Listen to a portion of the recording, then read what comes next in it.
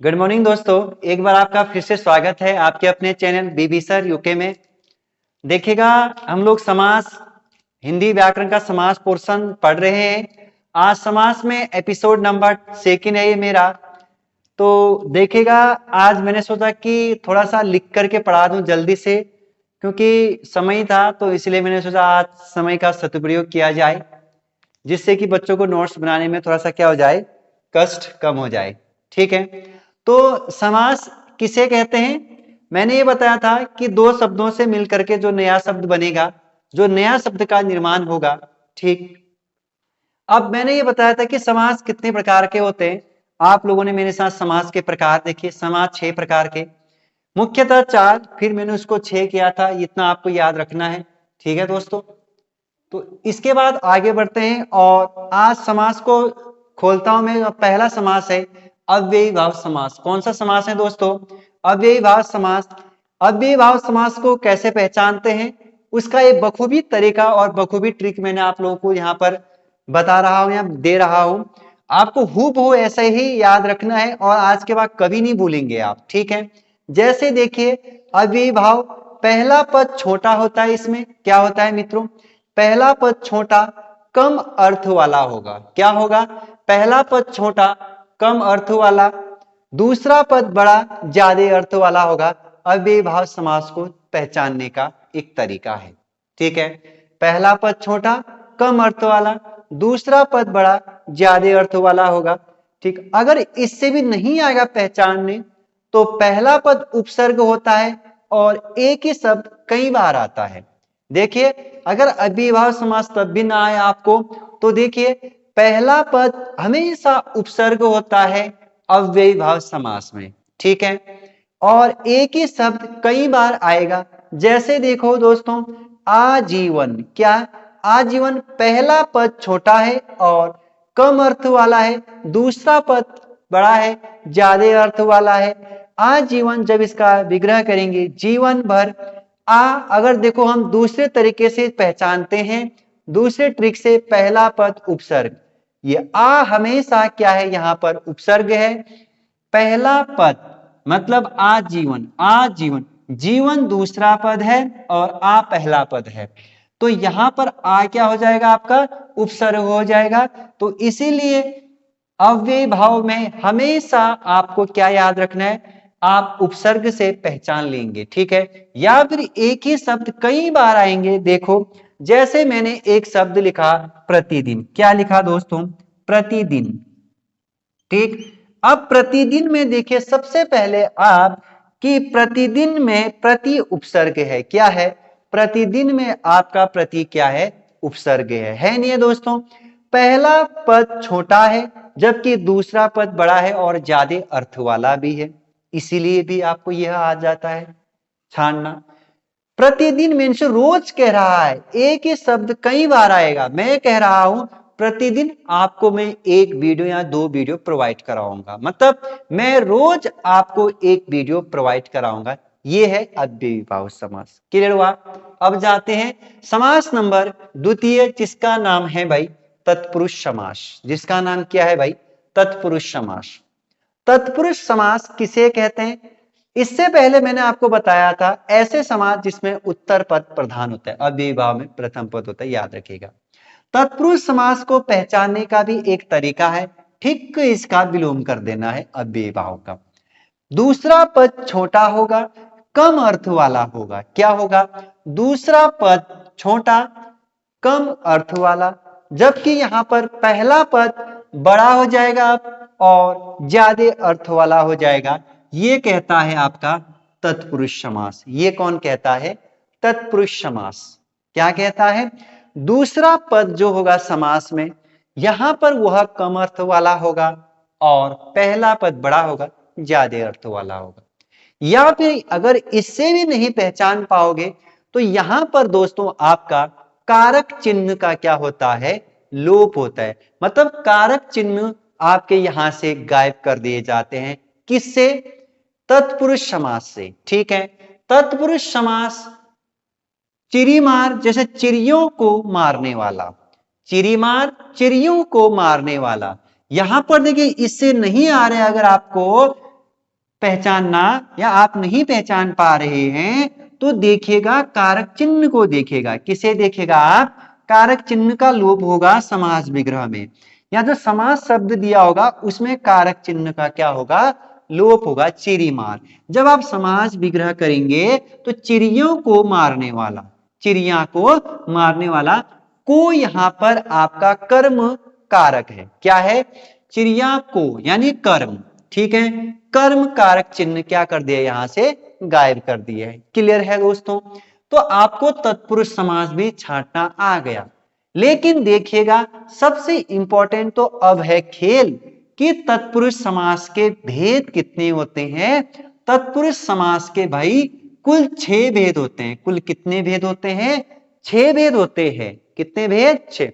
अब आपको तत्पुरुष समास के 6 भेद पढ़ने से पहले आपको कारक चिन्ह आना चाहिए। क्या आना चाहिए? कारक चिन्ह। जो कारक चिन्ह कितने प्रकार के होते हैं? 8 प्रकार के। लेकिन आपको यहां 8 के 8 कारक चिन्ह को याद नहीं रखना है, आपको सिर्फ 6 कारक चिन्ह को याद रखना है, क्योंकि जो भी तत्पुरुष समास होगा वह उन कारकों पर भी निर्भर करेगा। जैसे तत्पुरुष समास के 6 भेद देखिए। कर्म तत्पुरुष, करण तत्पुरुष, पहला कर्म तत्पुरुष यहां पर हो गया तत्पुरुष, ठीक हो गया दोस्तों। करण तत्पुरुष, संप्रदान तत्पुरुष, आपादान तत्पुरुष, संबंध तत्पुरुष, अधिकरण तत्पुरुष, ठीक है। यहां पर फ्लैश कर दिया है मैंने, फिर से देखिए दोस्तों। कर्म तत्पुरुष, करण तत्पुरुष, संप्रदान तत्पुरुष, आपादान तत्पुरुष, संबंध तत्पुरुष और अधिकरण तत्पुरुष। अब देखिए कर्ता ने कर्म को करण से वाला आपको याद आ रहा होगा।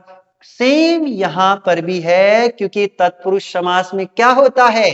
तत्पुरुष समास में दोस्तों आपका कारक चिन्ह का लोप होता है। यही आपको पहचानना है, यही आपको समास का कौन सा प्रकार है यही बताएगा आपको। अब देखिए तत्पुरुष समास में पहला भेद खोलते हैं हम, कर्म तत्पुरुष।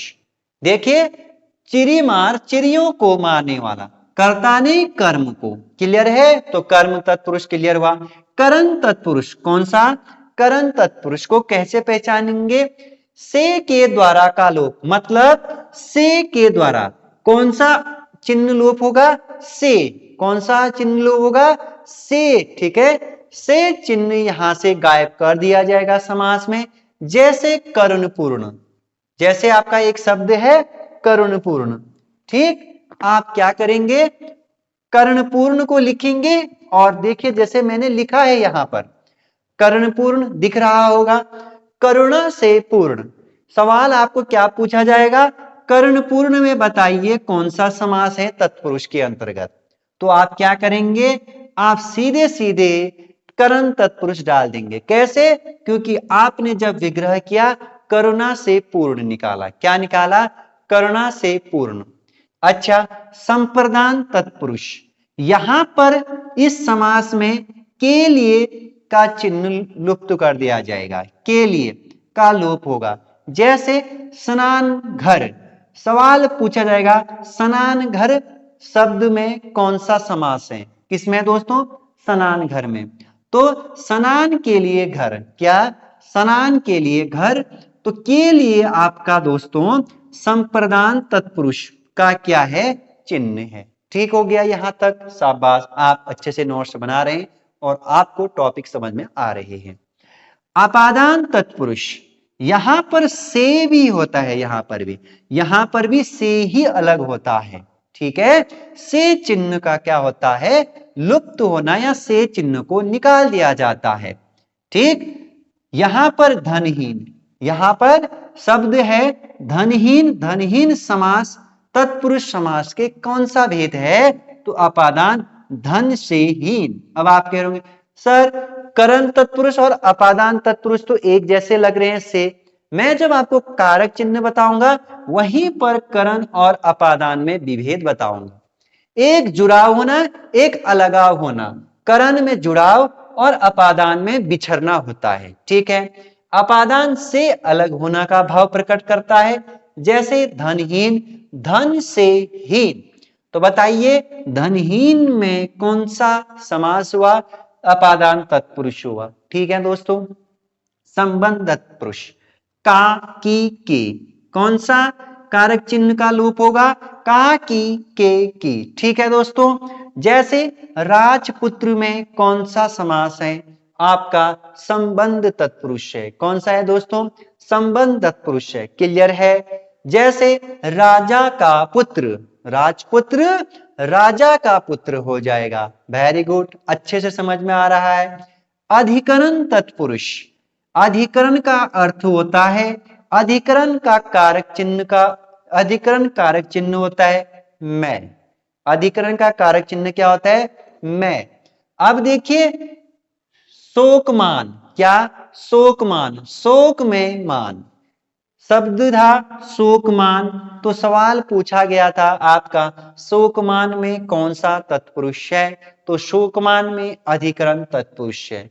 क्लियर है दोस्तों? इस तरीके से हमने तत्पुरुष समास के 6 भेद पढ़ लिए। क्लियर है दोस्तों? कर्म तत्पुरुष, करण तत्पुरुष, संप्रदान तत्पुरुष, अपादान तत्पुरुष, संबंध तत्पुरुष और अधिकरण तत्पुरुष। सबको याद आप कैसे करेंगे? आपको कारक चिन्ह आना चाहिए। ठीक हो गया? कर्ता ने कर्म को करण से के द्वारा। ठीक हो दोस्तों? ये आप अच्छे से जल्दी से स्क्रीनशॉट करिए, फिर मैं आगे बढ़ता हूं। अब आगे बढ़ते हैं और समास नंबर 3 को देखते हैं यारों। और समास का नाम है आपका द्विगु समास। कौन सा समास? द्विगु समास किसे कहते हैं? देखिए यहां पर क्या होता है, द्विगु समास को पहचानने का तरीका, पूर्व पद संख्या होगा। पूर्व पद क्या होगा दोस्तों? संख्यावाचक होगा। संख्या वाले शब्दों का प्रयोग होता है द्विगु समास में। क्या होता है? संख्या वाले शब्द का प्रयोग होता है। पूर्व पद जो होता है, कौन सा पद? पूर्व पद। क्लियर हो गया दोस्तों? जैसे चौराहा, 4 राहों का मिलन, चौ आया ना दोस्तों? चौराहा या 4 राहों का मिलन। जब आप समाज विग्रह करेंगे तो आपने क्या किया? 4 राहों का मिलन किया, चौराहा। ठीक हो गया? त्रिलोक, 3 लोगों का समूह। ठीक है, आगे बढ़ते हैं। द्विगु समास अगर आ गया हो तो आपको द्वंद्व समास, कौन सा समास? चौथा समास नंबर 4 द्वंद्व समास। ठीक है दोस्तों? दोनों शब्द एक दूसरे का उल्टा या दोनों शब्द बराबर वेटेज वाले होते हैं द्वंद्व समास में। ठीक है, जैसे माता पिता, लाभ हानि, ऊपर नीचे, दाएं बाएं, भाई बहन। ठीक हो गया? रात दिन, रातों और दिन। मतलब आपको क्या करना है? द्वंद्व समास, क्योंकि दोनों ही पद बराबर होते हैं, मतलब यहां पर दोनों ही शब्द की प्रधानता मानी जाती है। जैसे मैं फिर से कह रहा हूं, दोनों शब्द एक दूसरे का उल्टा या फिर बराबर का महत्व रखते हैं। दोनों के बीच और शब्द छुपा होता है। रात और दिन, लाभ हानि, माता और पिता, भाई और बहन। ठीक हुआ? ये सारे उदाहरण किस में आते हैं दोस्तों? ये द्वंद्व समास में आते हैं। क्लियर हुआ? तो क्या आपको चौथा समास पे क्लियर हुआ? द्वंद्व समास क्लियर हुआ? ठीक हो गया दोस्तों? समास नंबर 5वां कर्मधारय समास। कौन सा समास? कर्मधारय समास। बहुत बढ़िया तरीके से आपको समास याद रखना है। कर्म, पहला पद विशेषता बताता है। पहला पद क्या बताता है? विशेषता बताता है। दूसरे शब्द की तुलना होती है। दूसरे शब्द की क्या होती है? पहला पद जो होगा वह आपका विशेषता बताएगा, जबकि दूसरे शब्द की क्या होगी? तुलना होती है। और यहां पर अगर ये भी ना आया तो प्रश्न करोगे और प्रश्न का उत्तर मिलेगा, है जो के समान का लोप भी होगा। पहला देखिए, पहला पद क्या बताएगा? विशेषता बताएगा। दूसरे पद की क्या होगी? तुलना होगी। ठीक है दोस्तों? अगर यहां पर इससे भी नहीं आ रहे तो आपको थर्ड याद रखना है। प्रश्न करोगे और प्रश्न का उत्तर मिलेगा। आपको क्या मिलेगा? प्रश्न का उत्तर मिलेगा थर्ड में। चौथे में है जो के समान, यानी कर्मधारय में है जो के समान, इन शब्दों का बीच में क्या होगा? या ये शब्द बीच से गायब होंगे। ये विभक्त चिन्ह कर्मधारय समास की पहचान करेंगे। ठीक हो गया? जैसे नील गगन है, एक शब्द मैंने लिखा दोस्तों, नील गगन। नील गगन, मैंने एक शब्द लिखा, समास शब्द, जिसका नाम था नील गगन। अब आपको क्या करना है, इसका समास विग्रह करना है।